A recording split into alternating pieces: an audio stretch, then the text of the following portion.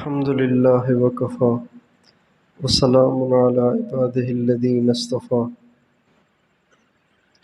خصوصا على خاتم الأنبياء سيدنا محمد المصطفى وعلى آله الأزكياء وأصحابه الأتقياء اما بعد۔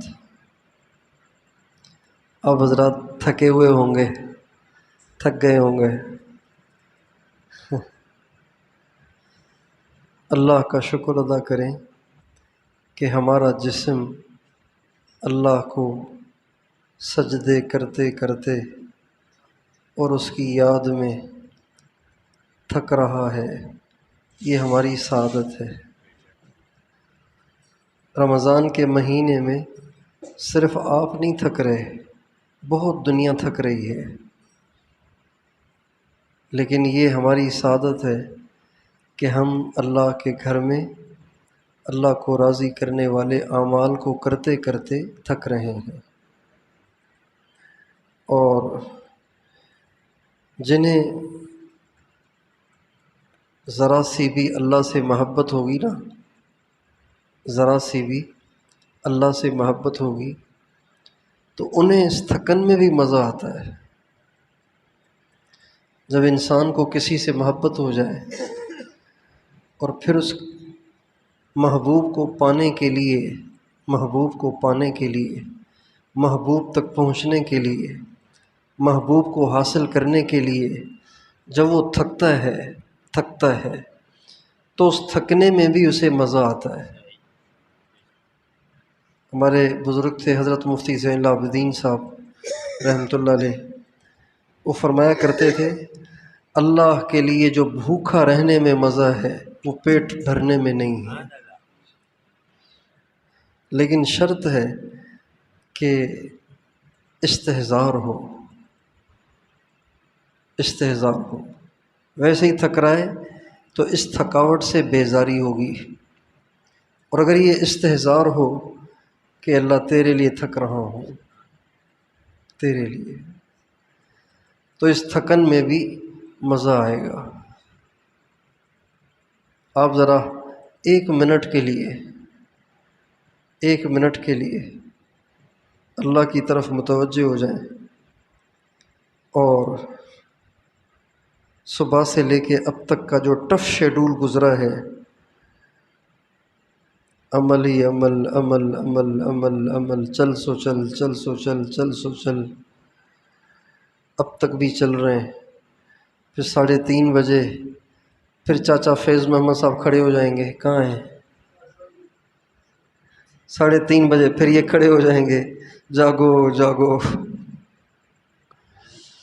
تو اب یہ جو ٹائٹ شیڈول ہے نا ہمارا، اس میں انسان تھک تو جاتا ہے، ظاہری بات ہے، لیکن آپ ایک منٹ کے لیے تھوڑا سا توجہ کریں گے نا، جب توجہ اللہ پہ جم جائے تو پھر اللہ سے کہیں یا اللہ تھک گیا ہوں تجھے راضی کرتے کرتے، تھک گیا ہوں تجھے مناتے مناتے، تھک گیا ہوں تجھے تلاش کرتے کرتے، تجھے ڈھونڈتے ڈھونڈتے تھک گیا ہوں، اب تو راضی ہو جا۔ تو یقین جانیے آپ ایسے محسوس کریں گے جیسے آپ نے کچھ کیے ہی نہیں، اتنی طبیعت میں بشاشت آ جائے گی۔ ایک دفعہ مولانا الیاس صاحب رحمۃ اللہ علیہ، مولانا منظور، مولانا علی میاں، مولانا ابو الحسن علی ندوی رحمۃ اللہ علیہ، مولانا الیاس صاحب کے ساتھ مولانا منظور نعمانی بھی شاید تھے، میوات جا رہے تھے، تو سفر تھا بیل گاڑی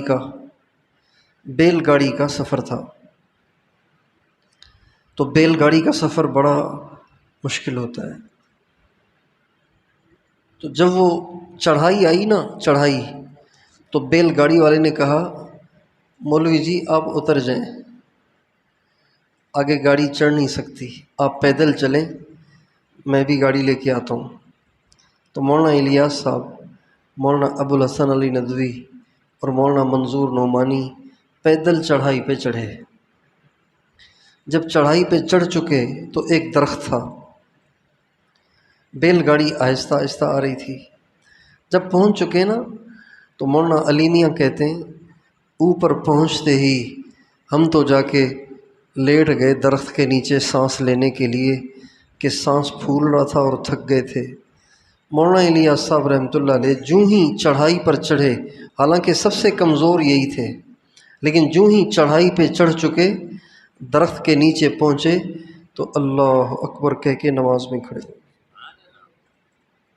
مولانا علی میاں کہتے ہیں جب مولانا الیاس صاحب نے سلام پھیرا تو چہرے سے لگ رہا تھا جیسے ان کو کوئی تھکن ہے ہی نہیں۔ پھر فرمانے لگے مولوی صاحب تھک گئے آپ لوگ؟ مولانا علی میاں سے، مولانا منظور نعمانی سے مولانا الیاس صاحب فرمانے لگے مولوی صاحب آج تھک گئے آپ لوگ؟ کہاں حضرت بہت تھک گئے۔ فرمایا صحابہ روزانہ اس سے زیادہ تھکتے تھے۔ آپ علیہ السلام جہاں اپنے آپ کو دعوت میں تھکاتے تھے وہاں اپنے آپ کو عبادت میں بھی تھکاتے تھے۔ طٰہ ما انزلنا علیک القرآن لتشقى الا تذکرۃ لمن یخشی تنزیلا ممن خلق الارض والسماوات العلی۔ اے میرے نبی یہ قرآن ہم نے اس لیے تھوڑی اتارا ہے کہ آپ اپنے آپ کو ہلاکت میں ڈال دیں، یہ تو ہم نے انسانوں کی یاد دہانی کے لیے اتارا ہے۔ آپ علیہ السلام اتنا لمبا قیام، اتنا قرآن پڑھتے تھے، اتنی عبادت کرتے تھے کہ اللہ تعالیٰ نے کہا آپ تو اپنے آپ کو ہلاک کر دیں گے۔ تو اس لیے اگر اللہ تعالیٰ اپنے کام کو کرتے کرتے، اپنی عبادت کرتے کرتے تھکنے کی سعادت دے تو اللہ کا شکر ادا کریں۔ ساری زندگی ہم تھکے ہوں گے تو کماتے کماتے تھکے ہوں گے، مزدوریاں کر کے تھکے ہوں گے، فیکٹریوں میں نوکریاں کر کے تھکے ہوں گے، دکانیں چلا کے تھکے ہوں گے، کھیتی باڑی کر کے تھکے ہوں گے۔ کیا قسمت ہے ہماری اور کیا نصیب ہیں ہمارے کہ آج ہم اللہ کے لیے تھک رہے ہیں۔ تو اس لیے اس پر اللہ کا شکر ادا کریں اور اس کو سوچ سوچ کے مزے لیتے رہیں۔ اس کو سوچ سوچ کے کیا کرتے رہیں؟ اس کو سوچ سوچ کے کیا کرتے رہیں؟ مزے لیتے رہیں۔ اے اللہ تیرے لیے۔ آپ علیہ السلام غزوہ احد میں 70 صحابہ شہید ہوئے تو شہداء میں چکر لگا رہے تھے کون کون شہید ہو گیا دیکھ رہے تھے۔ تو ایک صحابی تھے عمارہ ابن زیاد انصاری، عمارہ بن زیاد انصاری تھے، ان کے پاس سے گزرے تو دیکھا کہ وہ بالکل آخری سانسوں میں ہیں اور ان کی روح بالکل اب نکلنے والی ہے۔ تو آپ علیہ السلام ان کے قریب چلے گئے، آپ سمجھ گئے کہ اب بس یہ جانے والے ہیں۔ تو آپ نے کہا عمارہ کوئی وصیت ہو تو بتاؤ، کوئی خواہش ہو تو بتاؤ۔ تو حضرت عمارہ نے زبان سے کچھ نہیں کہا، زبان سے کچھ نہیں کہا، اٹھ بھی نہیں سکتے تھے، زخموں سے چور ہوئے تھے۔ تو ذرا تھوڑا سا گھسٹ کر اپنی طاقت کو جمع کیا اور تھوڑا سا گھسٹ کر آپ علیہ السلام کے قدموں کے قریب ہو گئے، اپنا رخسار حضور کے پاؤں پہ رکھ لیا اور حضور کے قدم شریف پر رخسار رکھتے ہی روح پرواز کر گئی۔ محبت ہو نا تو جان دینے میں بھی مزہ آتا ہے۔ نکل جائے دم تیرے قدموں کے نیچے، یہی دل کی حسرت یہی آرزو ہے۔ جب اللہ نبی سے محبت ہو جاتی ہے تو پھر یہ تھکنا تو کچھ بھی نہیں ہے، اپنی گردن کٹا دینا، اپنے جسم کے ٹکڑے ٹکڑے کروا دینے میں بھی انسان کو مزہ آتا ہے۔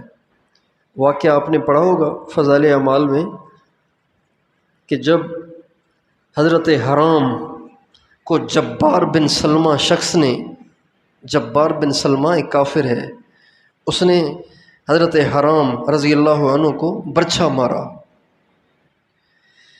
اتنا زور کا برچھا مارا کہ یہاں سے لگا اور ادھر سے نکل آیا اور شہید ہو گئے، مگر گرتے گرتے فرمانے لگے فزت واللہ، اللہ کی قسم میں کامیاب ہو گیا۔ تو جبار بن سلمہ جو قاتل تھا، صحابی رسول صلی اللہ علیہ وسلم کا قاتل تھا، اس نے کہا کامیاب ہو گیا کیا مطلب؟ یہ کیا کہہ رہا تھا، یہ کیا کہا اس نے؟